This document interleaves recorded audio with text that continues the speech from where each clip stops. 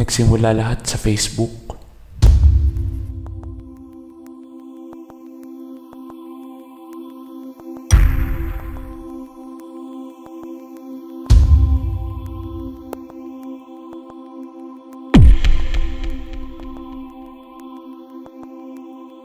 Nung una ako nakakita, akala ko maganda siya.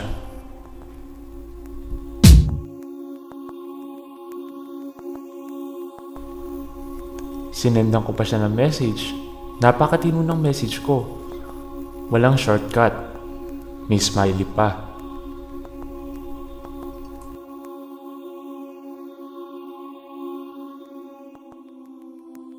Pero doon ko na nalaman, mali pala yung ginawa kong yun.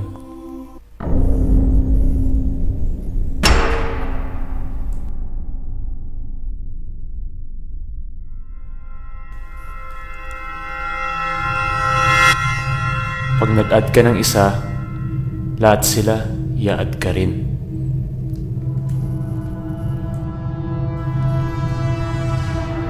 Kung alam ko lang na magkakaganito, di ko na dapat siya sinenda ng message. Nakakatakot yung reply niya sa akin. Sobrang nakakatakot.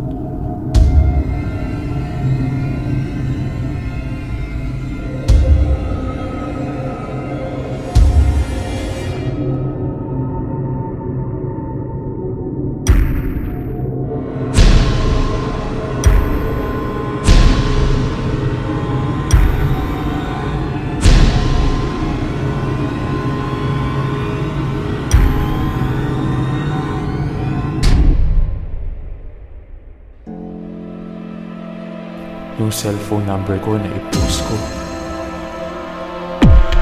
Tinetext na tuloy niya ako.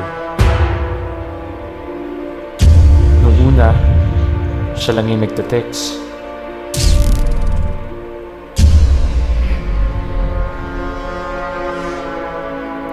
Ganon din yung text niya sa akin. Parang tulad sa Facebook.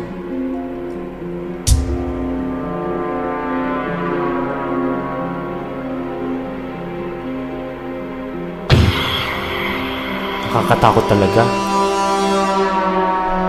Hindi nagtagal, yung mga kaibigan niya, tinetext na rin ako.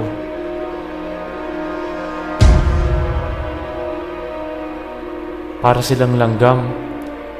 Pag binigyan mo ng matamis, dahang-dahang dadami.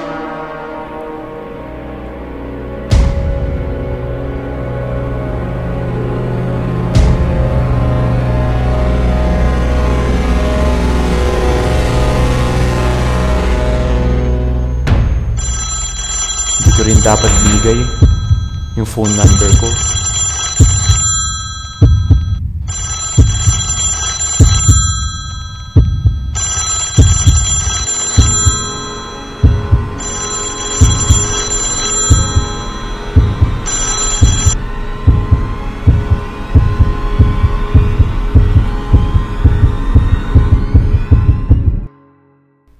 Hello?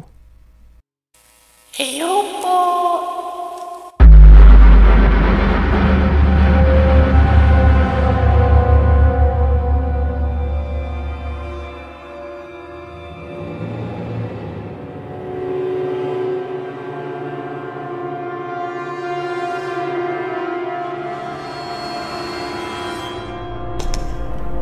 Iba na talaga ang buhay ngayon. Hindi na tulad ng dati na sobrang simple lang. Hindi ko na kaya. Ayoko na. Ayoko nang mabuhay talaga.